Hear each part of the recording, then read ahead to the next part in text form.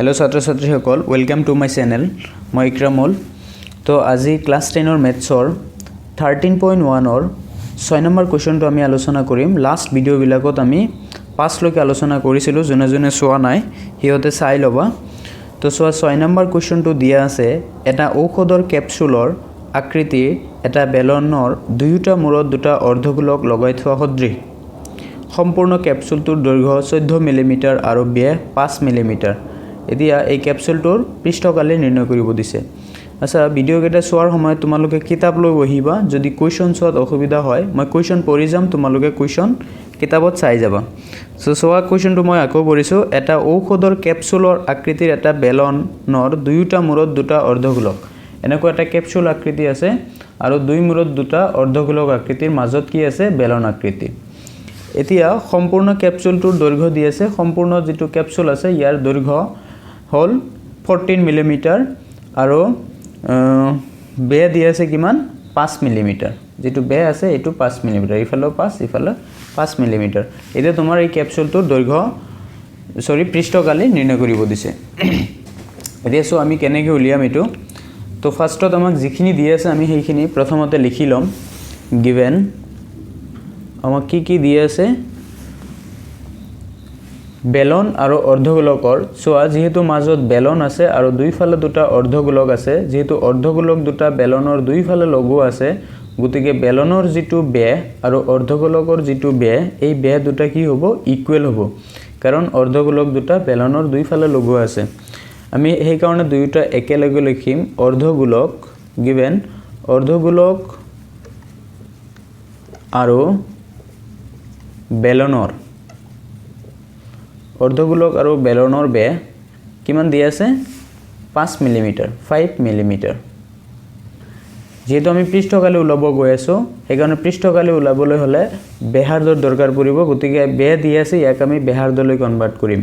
एतेके ब्यासार्ध आमी जानो ब्यासर आधाई हबो कि ब्यासार्ध और ब्यासार्धक आरेरे हुचाও। এতিয়া ब्यास हल 5 मिलिमिटार याक आधा करिले ब्यासार्ध पाम। गतिके 5/2 मिलिमिटार। কোনো সংখ্যাক আধা কৰিবলৈ হলে আমি 2 এৰে হৰণ কৰিব লাগে। গতিকে আমি বেলন আৰু অৰ্ধগোলকৰ ব্যাসাৰ্ধ পালো 5/2 মিলিমিটাৰ আৰু সম্পূৰ্ণ ক্যাপসুলটোৰ দৈৰ্ঘ্য দি আছে। সম্পূৰ্ণ ক্যাপসুলটোৰ দৈৰ্ঘ্য কিমান দি আছে।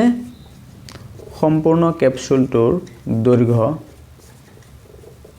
সম্পূৰ্ণ ক্যাপসুলটোৰ দৈৰ্ঘ্য দি আছে 14 মিলিমিটাৰ 14 মিলিমিটাৰ।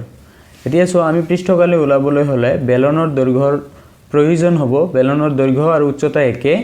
গতিকে আমি বেলনৰ দৈৰ্ঘ্য উলাই লম ইয়াৰ পৰা। এতেকে বেলনৰ দৈৰ্ঘ্য।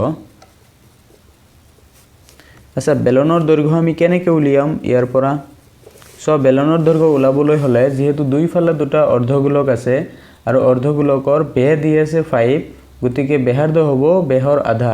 গতিকে কিমান হ'ব ব্যাসাৰ্ধ 5ৰ আধা 2.5। ইফালো 2.5 ইফালো 2.5। যদি আমি এই সম্পূৰ্ণ ক্যাপসুলৰ পৰা অকল এই বেলনখিনিৰ দৈৰ্ঘ্য লাভ বিচাৰো এইখিনি, তেতিয়াহলে আমি এইখিনি আৰু এইখিনি মাইনাস কৰিব লাগিব। সম্পূৰ্ণ যেটো দৈৰ্ঘ্য দি আছে 14 মিলিমিটাৰ ইয়াৰ পৰা মাইনাস কৰিব লাগিব ইফালো 2.5 আৰু ইফালো 2.5। গতিকে 14 মিলিমিটাৰৰ পৰা আমি মাইনাস কৰিম ইফালো 2.5 আৰু ইফালো 2.5 দুটা মিলি কিমান হ'ব 2.5 plus 2.5 5 মিলিমিটার আমি মাইনাস কৰি দিম। মাইনাস কৰিলে থাকিব 14 ৰ পৰা 9 গলে কিমান মিলিমিটাৰ 14 ৰ পৰা 5 মিলিমিটাৰ গলে কিমান থাকিব 9 মিলিমিটাৰ। এতিয়া 9 মিলিমিটাৰ হ'ব বেলনৰ দৈৰ্ঘ্য। বেলনৰ দৈৰ্ঘ্য মানে বেলনৰ উচ্চতা। দৈৰ্ঘ্য আৰু উচ্চতা একে। এতিয়া আমি এই সম্পূৰ্ণ ক্যাপসুলটোৰ পৃষ্ঠকালি উলাম। এতেকে সম্পূৰ্ণ ক্যাপসুলটোৰ পৃষ্ঠকালি হ'ব সম্পূৰ্ণ कैप्सुलटोर पृष्ठकाली हब एटु लाइन बहुत इम्पर्टेन्ट। कैप्सुलटोर पृष्ठकाली हब।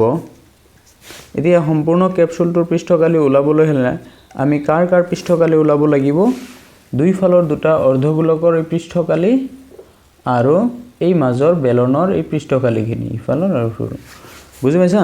গতিকে 2 * অৰ্ধগোলকৰ পৃষ্ঠকালি যেহেতু অৰ্ধগোলক কেইটা আছে দুটা একে জোখৰ। গতিকে 2 * অৰ্ধগোলকৰ পৃষ্ঠকালি দুটা অৰ্ধগোলকৰ পৃষ্ঠকালি ওলাম তাৰ পিছত কি কৰিম প্লাস মাজৰ এটা বেলন আছে বেলনৰ পৃষ্ঠকালি ওলাম বেলনৰ পৃষ্ঠকালি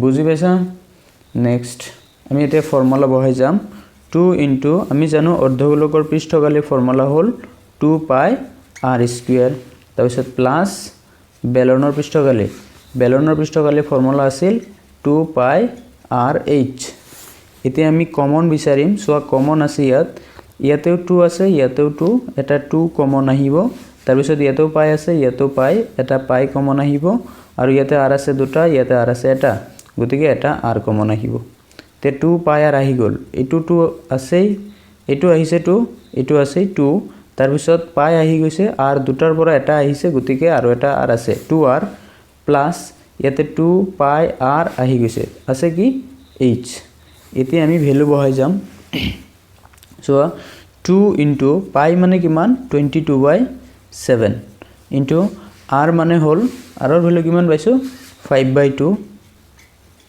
whole into 2 into r r মানে কিমান পাইছো 5/2 প্লাস h বেলনৰ উচ্চতা কিমান পাইছো 9 মিলিমিটাৰ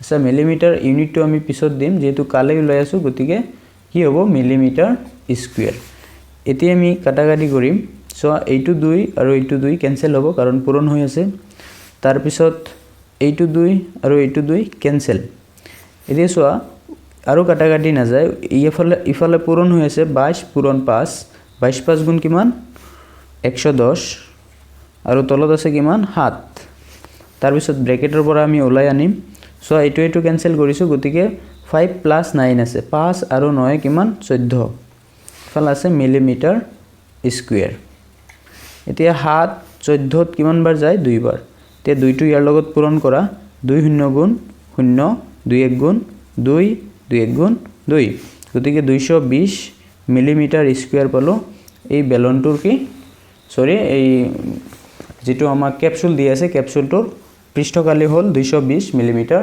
স্কয়াৰ তো থ্যাংক ইউ আজিৰ ভিডিওত এইখিনি আছিল